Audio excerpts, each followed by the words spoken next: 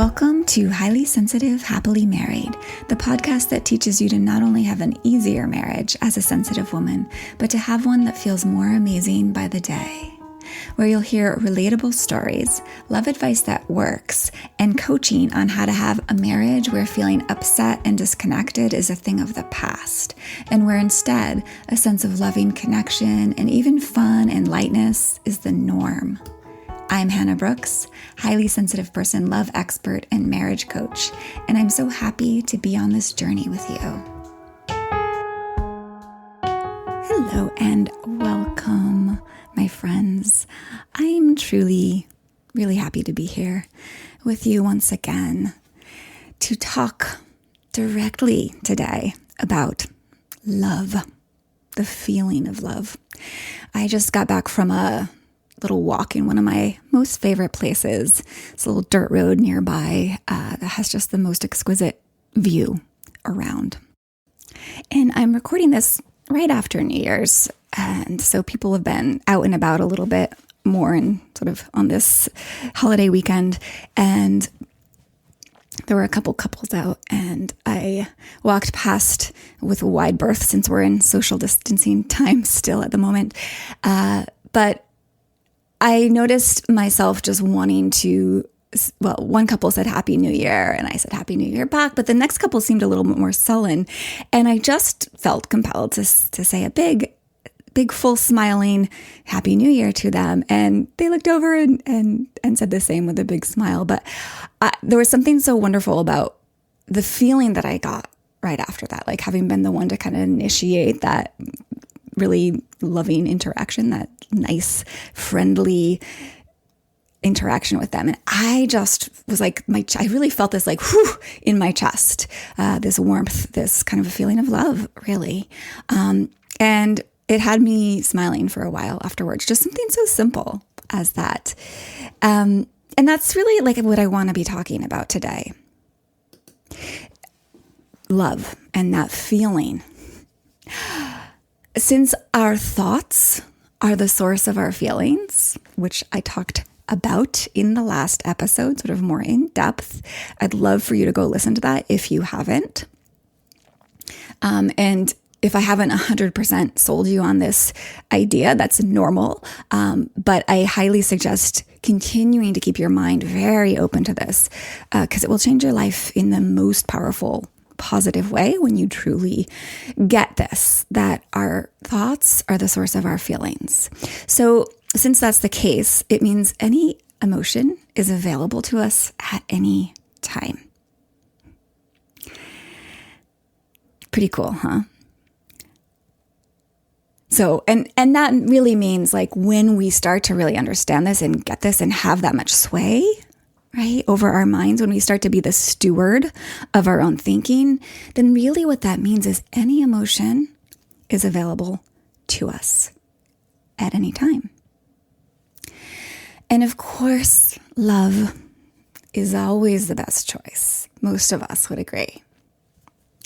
So I want you to think about this analogy. Imagine that you have a wardrobe full of different options of clothes. I mean, you do, right? A dresser or a closet or whatever.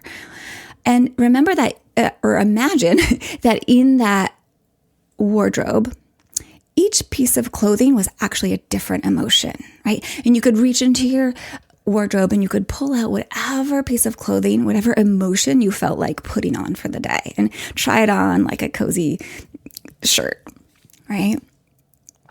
And of course, since it's your wardrobe and your clothes, you get to choose any of them. Pretty fun, huh? So one thing about this is that just because we have access to all these options, all these different flavors of emotion, all these different pieces of clothing, it doesn't mean we're always going to choose the most positive one. And it doesn't mean we should want that either. Sometimes we will choose to put on the shirt of anger or to try on the pants of annoyance. Sometimes we might even actually want to choose that. There's like no judgment here at all. I know that there are times for me when I know that I can choose love or choose peace. And instead, I choose frustration or disappointment or even grief. For sure, that's happened. And certainly that choice is totally appropriate at certain times. I will definitely talk more about this in the future. But most of the time, grabbing that beautiful, soft, cozy sweater of love is the one that's going to feel the best. It's going to be, when you really think about it, the one you really would love to choose very often, right? Because when you choose, for example, like the piece of, like when you choose resentment, the sweater of resentment, it's going to feel like putting on a scratchy, itchy, totally uncomfortable sweater, or like one that's way too tight, or one that's like really heavy, like chainmail, whatever the things are that the knights wear under their armor, right? It's not going to feel so great. Love is like the very sweetest one. It's like the best. There's a bunch of other really awesome ones, right? But absolutely, love is one of the most like brightest, most comfortable, most yummy thing in your wardrobe. All right. So all of those are available to you. Why wouldn't you want to choose love? Now, I want you to really understand that feeling love is not something we do for another person. Right? I don't choose love. I don't feel love for my husband as a gift to him. I feel love. I choose love for me. Because the person that I'm loving, like my husband, he doesn't really feel my love. It's not like he's in my body feeling my feelings. I can feel love for him and he can be completely oblivious to it, but I get to feel the love and that feels amazing, right? So I'm not choosing to feel love for him, right? Me feeling love isn't a reward to him. I choose it for me because I love feeling love. It's a reward to me. It feels amazing to me, right? It feels the best. Doesn't it feel the best?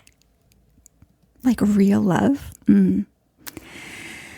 And what I've found over and over again is that it actually hurts me when I hold stuff against him. I don't know if I've said this quote to you before on this podcast, but I love this quote so much. Resentment is like eating poison and expecting the other person to die.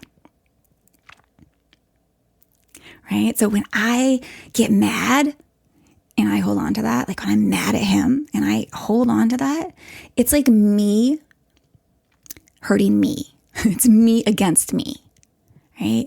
It's me like giving myself poison and sitting in it. And I think we oftentimes do this. We're like, well, when I like feeling mad, like obviously this is an unconscious thing that happens. I think unconsciously we're like, well, I'm going to get mad at him. Like I'm mad at him. I'm going to huff and puff.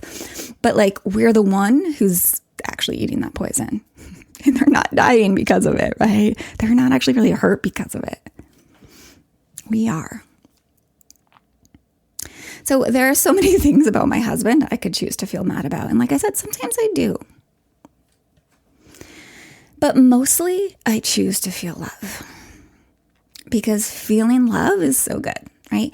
And here's the thing, you guys, love is really a necessity for you. You were designed to feel love, especially as a highly sensitive person. Oh my goodness, right? Like it's the best and it's so nourishing. Like not only does it feel great, but it actually feeds you a sustainable source of energy and health, right?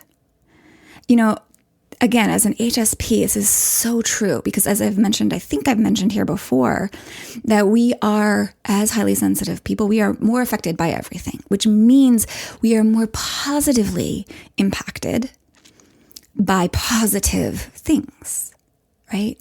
So for us, it's deeply healing and nourishing to feel love. And love actually alters our biochemistry. So this isn't just some like sweet woo-woo thing, right? It actually changes your very cells that affect your physical health, of course, right? So much so that without love in your life, without a fair amount of love in your life, you're at a much higher risk for physical illness and earlier death.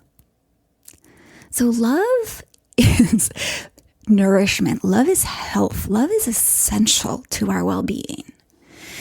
And the more you experience love, the more resilient, the more at ease, the more like literally open and effective and creative and happier you are.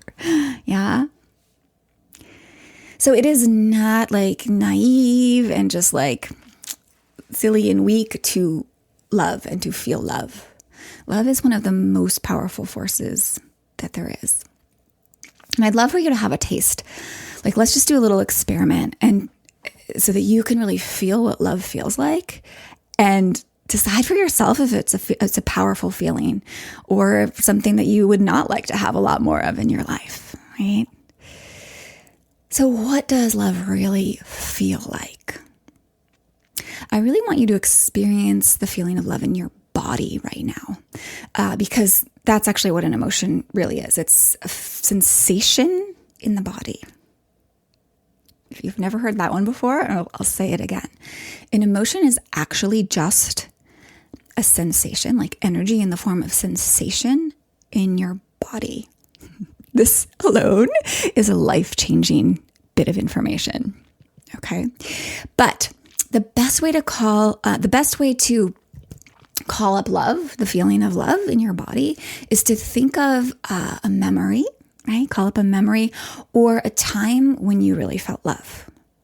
And you don't have to do this with your husband. Like you can just call it, like maybe it's with a friend or your child or your pet, right? There's all sorts of times I bet you could remember when you felt a whole lot of love. So I want you to really put yourself into that memory right now.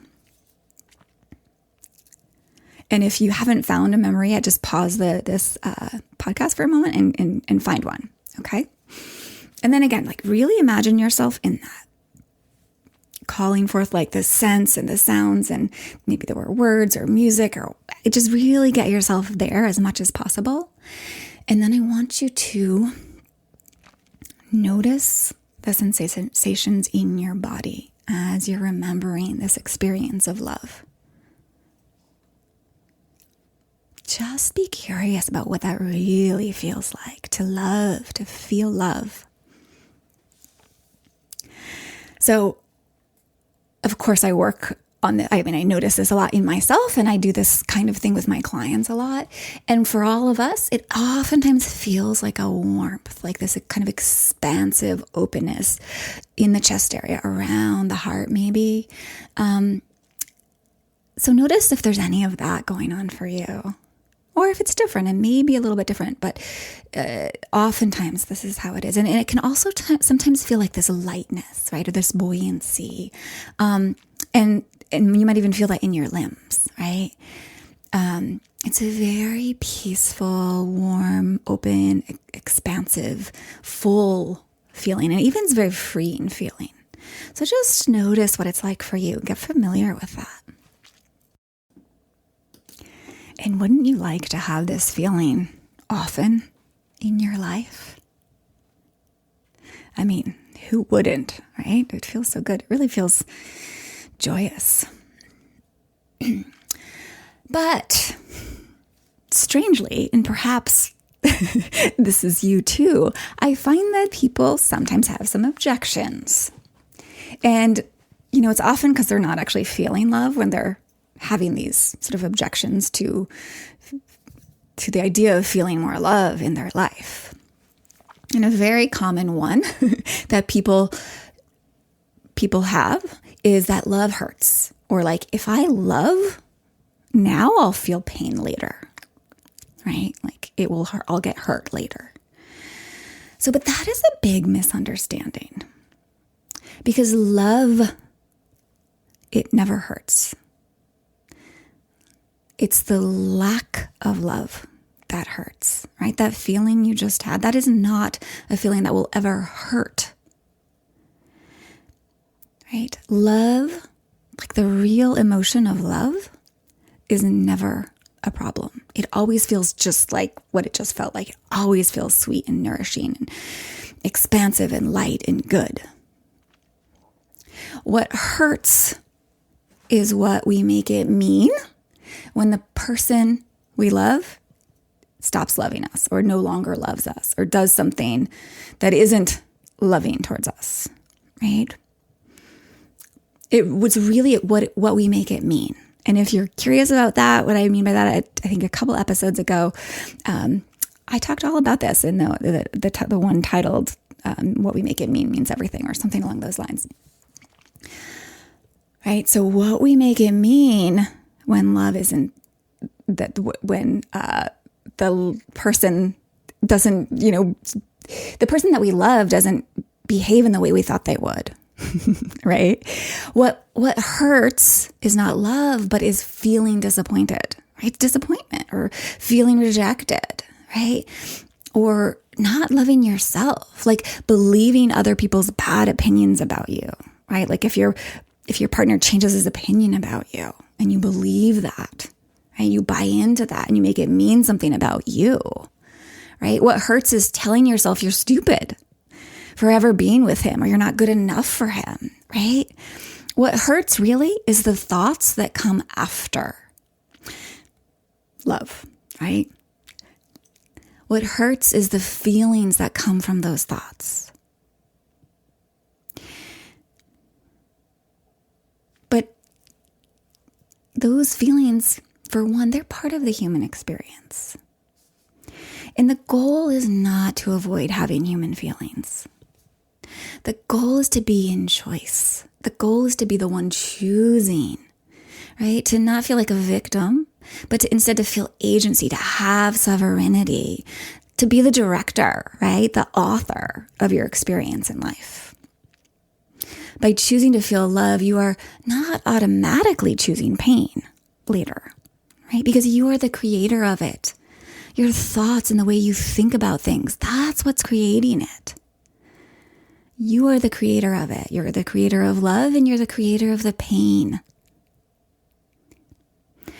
So depriving yourself of feeling love in the moment now, because you might one day feel bad, really just doesn't make any sense, right? It's stealing love from yourself and bringing you unhappiness ahead of time, right? So another thing that I sometimes hear as an objection to like feeling love a lot is, that if I love him a lot, then that might be giving him permission to like treat me poorly, right? So listen, loving someone does not give them permission to behave in ways that don't work for you, right? Loving is not meek or weak. It does not make you into a doormat. And loving doesn't mean you never say no. Sometimes love includes saying no, right? You can feel a lot of love for yourself and say no to someone else. And you can still love them while you're saying no, right? You can say, this behavior does not work for me. It is not okay with me, right? So like loving never means not having boundaries. Those are different things. You can love and set boundaries. Totally.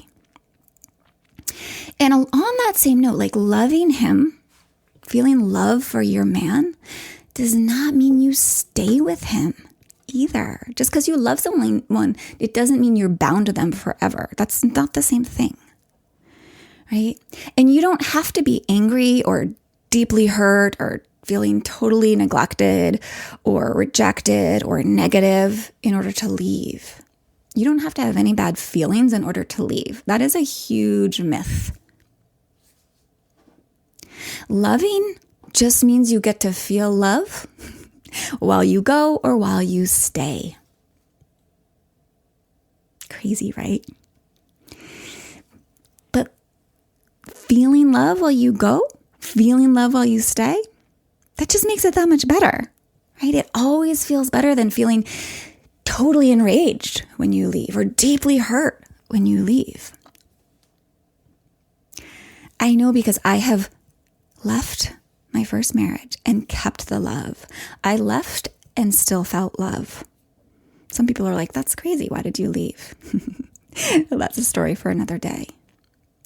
But this is a man I still feel love for, and it feels amazing to love him because he's still in my life, right? And I have stayed in my marriage. Now here, the one that I'm married to, the man I'm married to, and I've chosen love over and over in that marriage, and I love loving. I love choosing love. It feels so good. Right? So you can feel love and do what you want. They're not mutually exclusive. Another objection that I definitely wanted to address that's important is that I think this is a common one. I actually got a specific question that I'm going to read to you, which is this. What if he doesn't do enough for me and is taking advantage? Like, what if loving him gives him permission to not give love to me? That's a good question. It's kind of like one I addressed earlier. But listen, not loving will never get you more love, right? It will get you the absence of love. It will deprive you of feeling love. Not loving deprives you of feeling love. Usually when we're not feeling love, or when we're like doing the opposite, like, oh, I should keep my love to myself and deprive him of love so he loves me more, right? We'll go cold. We'll get cold. We'll give him the cold shoulder or whatever, right? But going cold when your partner is not loving you, like the ways that you want, like that's not bringing you more love into your life, right?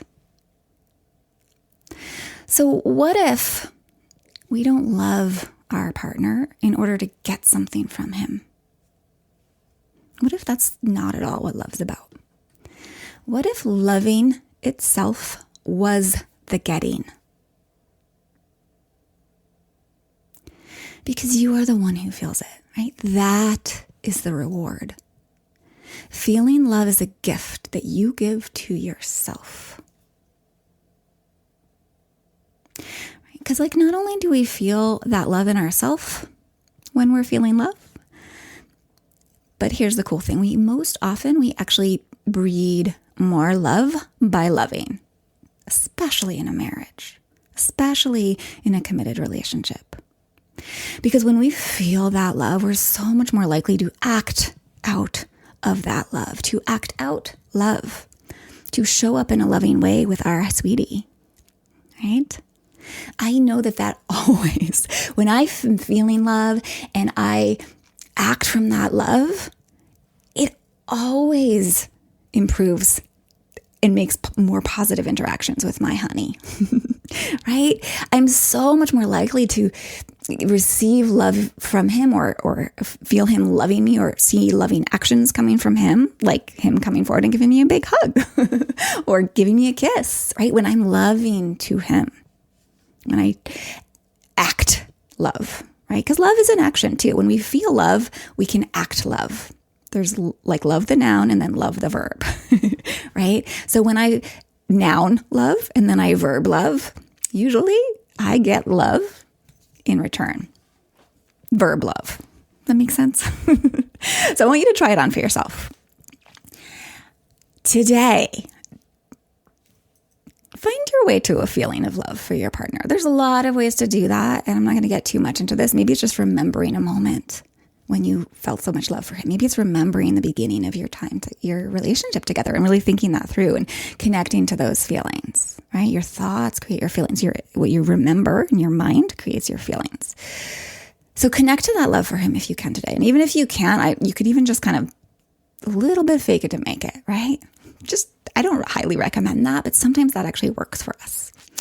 So, and then do something loving, like take the verb of love, act love out today, and just let it be a small thing. Maybe it's a call or a text that's loving, right? To say hello and that you're thinking about him. Or maybe it's like, I don't know, how does he like to receive love, right? Maybe it's a little something you do for him. Or like my husband, like, I don't do this often, but he loves, when he's at work, he loves getting delivered pastries.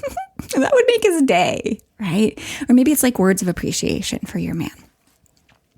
So do that. Do something loving for him today, and do it, this is key, without expectation about his response. Don't expect anything from him for doing that. You're doing it because loving feels good to you, right? Notice, and that's actually the point here. I want you to then notice how it feels to give love like that. To love him and then take an act of love towards him. Notice how that feels for you. And if it feels good, keep it up. And watch, like be open and curious about how it shifts things for the better between you. Right? Those little acts of love, and particularly if you're feeling that love, if you're connecting on purpose to feeling love, like genuinely feeling it, right? And then taking actions from that place or just showing up in that energy, it does start to shift things. It will, right? And if, it doesn't feel good to you to do these little loving acts, then really what's going on is you've got some thinking and some other stuff getting in the way of you feeling and creating the love you want in your marriage. And that's totally normal, by the way. Like, it doesn't mean anything's wrong with you. It just means there's some obstacles to get out of the way so that you can get access to that love, so that you can breed more love inside of you and inside of the relationship. So what would it mean for you to no longer be putting on that sweater of resentment, right? To be no longer unconsciously really choosing resentment and anger and frustration and all the hard stuff, right? The hurt. What would it be like for you to really love and enjoy this human that you've committed your life to really feel love a whole lot more, to have a relationship where love is really the primary feeling. It's like the prime feeling that everything's like the glue and it's at the center of your relationship. Right? What would that be like for you? And to feel like you're totally on his side and he's totally on your side, right? You totally have it in you to feel that way with him. Again, if it's gone away. So if you want that, and I know deep in your heart you do, I invite you to come coach with me.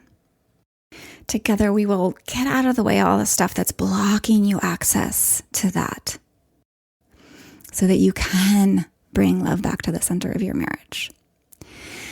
If you are interested in having that and creating that and making that happen for yourself, or giving yourself that gift, email me and reach out. My email address is hannah@lifeisworthloving.com. And really, you could just email me and say, yeah, I'd love to talk. Let's set up a consult. And we'll talk to decide if coaching with me is the right thing for you right now. All right. Enjoy feeling more love, acting out some more love, and watching with curiosity how that shifts things. And I hope you have a love-filled week and be oh so well.